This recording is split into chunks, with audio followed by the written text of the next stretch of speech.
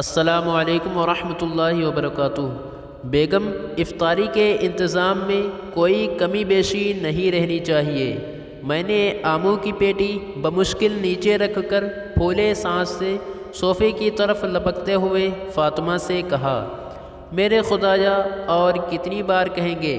پہلے کبھی کوئی کمی بیشی رہی ہے جو اتنی تائید کر رہے ہیں؟ پچھلی بار بھی ایسی مزے کی افطاری کروائی تھی، آج تک آپ کے دوست تعریفیں کرتے ہیں۔ فاطمہ نے زچ آ کر کہا۔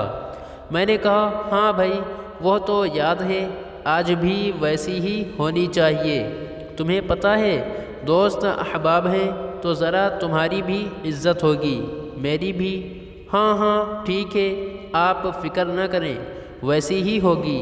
فاطمہ نے مجھے دیکھے بغیر روح افزا کی بوتل دودھ میں انڈیلتے ہوئے کہا، اور ساتھ ہی کہا کہ چکن بریانی، مٹن کڑھائی، بیف شورما، کباب، زردہ، پکوڑے، سموسے، ملک شیک، یہ سب تیار ہو چکے ہیں، کھجوریں بھی منگوا لی ہیں، بس فروٹ کاٹنے والا ہے۔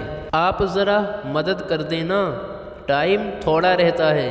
خیر، میں نے چھری لی اور فاطمہ کی مخالف سمت بیٹھ کر فروٹ کاٹنا شروع کر دیا۔ کچھ ہی دیر میں افطاری کا انتظام مکمل ہوا اور ساتھ ہی ہم نے صحن میں سجے ڈائنگز پر لگا دی۔ دوستوں اور رشتہ داروں کی آمد کا سلسلہ بھی شروع ہو گیا۔ افطاری کے ٹائم تک سب پہنچ چکے تھے۔ افطاری کا وقت ہوتے ہی سب نے افطاری کی اور خوش گپیں کرتے کھانا کھا رہے تھے۔ ارے نوید یار، تھوڑا ہی کھانا، ایسا نہ ہو کہ تمہیں یہاں سے اٹھا کر لے جانا پڑے۔ ہا ہا ہا ہا، افضال نے نوید سے مذاق کرتے ہوئے کہا، جس پر سب ہنس پڑے، اور ہنسی مزاح کے ساتھ سب لذیذ کھانوں کی لذت سے لطف اندوز ہو رہے تھے۔ سب کھانے سے فارغ ہو کر جزاک اللہ، بہت مزہ آیا کہتے ہوئے نکل رہے تھے۔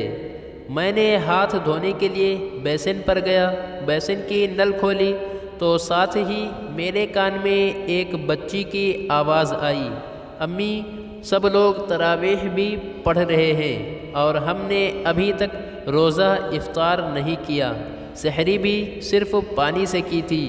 میری آنکھوں کے آگے اندھیرا چھا گیا۔ یہ آواز پڑوسیوں کی 12 سال کی بچی کی تھی۔ میں یہ جانتے ہوئے بھی کہ یہ اخلاقیات کے خلاف ہے، دیوار سے ان کے گھر میں جھانکنے پر مجبور ہو گیا۔ دیکھا کہ وہ بچی اپنی ماں کے سر پہ کھڑی تھی اور اس کی ماں چارپائی پر سر جھکائے بیٹھی تھی اور اس سے نظریں نہیں ملا رہی ہے، اور باقی بچے اپنی بڑی بہن کا سوال سن کر اپنی ماں کے جواب کے منتظر تھے۔ بچی بار بار کھانے کا مطالبہ کر رہی تھی۔ میں یہ دیکھ کر جیسے پتھر کا ہو گیا۔ اس کی ماں نے جب سر اٹھایا تو نظر مجھ پر پڑ گئی۔ اس کی آنکھیں آنسوؤں سے بھری تھیں۔ مجھ پہ نظر پڑتے ہی زبردستی مسکرائی اور چادر سے آنسو پونچھتے ہوئے کہنے لگی، بھائی کیسے ہیں آپ؟ یہ لڑکی بہت ضدی ہے، ابھی کھانا کھایا ہے سب نے، اب پھر ضد کر رہی ہے۔ وہ جھوٹ بول رہی تھی، شاید جانتی تھی کہ میں نے بچی کی باتیں سن لی ہیں۔ میں سوچ رہا تھا کہ افطاری کرتے وقت جو سب بار بار کھانے کی تعریف کر رہے تھے اور ایک دوسرے کو کہہ رہے تھے کہ بھائی کم کھاؤ وغیرہ وغیرہ، وہ سب انہوں نے سنا ہوگا تو کیا بیتی ہوگی ان پہ۔ فاطمہ یہ سب دیکھ کر میرے پہلو میں آ کھڑی ہوئی۔ مجھے کچھ پتہ نہیں چلا۔ میں نے اپنے آپ کو بڑی مشکل سے متحرک کیا اور بجلی کی سی تیزی سے باہر کی طرف لپکا۔ ارے ارے، کہاں جا رہے ہیں؟ کیا ہوا؟ خیریت تو ہے نا؟ آرام سے جائیں، آخر کیا ہوا ہے؟ فاطمہ سوال پہ سوال کر رہی تھی۔ میں بغیر کسی سوال کا جواب دیے بازار کی طرف بڑھا۔ وہاں سے ہر وہ چیز جو میں نے افطاری میں کھائی تھی لے کے واپس چل دیا۔ میرا ہر قدم مجھے بھاری لگ رہا تھا۔ اس بچی کی باتیں اور اس بیوہ خاتون کے آنسو مجھے نہیں بھول رہے تھے۔ خیر، میں نے آدھے گھنٹے کا سفر 10 منٹ میں طے کیا اور آ کر دروازے پر دستک دی تو اسی بچی نے دروازہ کھولا۔ مجھ پہ نظر پڑتے ہی اس کی آبدیدہ آنکھیں خوشی سے چمک اٹھیں۔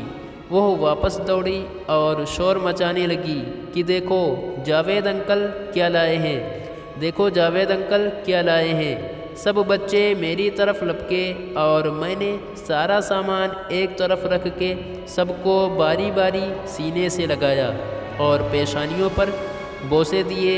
ان کی ماں یہ سب دیکھ کر بلک بلک کر رونے لگی جیسے انسان کا ضبط ٹوٹا ہو۔ میں بھی اپنے آنسو نہ روک پایا۔ بچوں کا شور سن کر فاطمہ بھی دیوار پر آ گئی، یہ سب دیکھ رہی تھی، اور جب میں نے اس کی طرف دیکھا تو مجھے دیکھ کر مسکرائی اور اپنے آنسو پوچھنے لگی۔ میں نے سامان کھولا، بچوں کے ساتھ بیٹھ کر ان کو کھانا کھلایا۔ ہر لقمے کے ساتھ بچے مسکرا کر شکر گزار نگاہوں سے میری طرف دیکھتے۔ بچوں نے جی بھر کے کھانا کھایا۔ جب سب کھانا کھا چکے تو میں نے کہا آپ لوگ آرام کرو اور امی سے بھی کہو کہ کھانا کھا لیں، میں تھوڑی دیر میں آتا ہوں۔ بچوں نے کہا ٹھیک ہے انکل۔ میں وہاں سے چلا اور مارکیٹ سے آ کر مہینے بھر کا راشن لیا اور دوبارہ ان کے گھر آیا۔ سارے بچے سو چکے تھے اور ان کی ماں جاگ رہی تھی۔ مجھے دیکھ کر اٹھ کھڑی ہوئی اور نظریں جھکا کے کہنے لگی کہ بھائی اتنی زحمت کیوں اٹھائی آپ نے؟ میں نے کہا آپ میری بہن ہو، اس میں زحمت والی کون سی بات ہے؟ یہ کہہ کر میں نے سامان ایک طرف رکھنا شروع کیا۔ جب سامان رکھ چکا تو میں نے سوئے ہوئے بچوں کی طرف ایک نگاہ دیکھا تو جیسے سکون آ گیا۔ میں نے کہا ٹھیک ہے بہنا، چلتا ہوں۔ یہ کہتے ہی میں باہر کی طرف چل دیا۔ نکلتے ہوئے اس خاتون کی بھری آواز سے میں نے سنا کہ بھائی خدا آپ کو کسی کا محتاج نہ کرے۔ اس کی دعا سن کر مجھے لگا کہ جیسے میں نے دنیا و آخرت کی دولت پالی ہو۔ میرے پورے جسم میں ایک سرد لہر دوڑ گئی۔ میں باہر نکلا تو اس نے دروازہ بند کر لیا۔ اس کے بعد ہر روز اس گھر سے بچوں کے ہنسنے کھیلنے کی آوازیں آتی، جنہیں سن کر میری روح کو سکون ملتا۔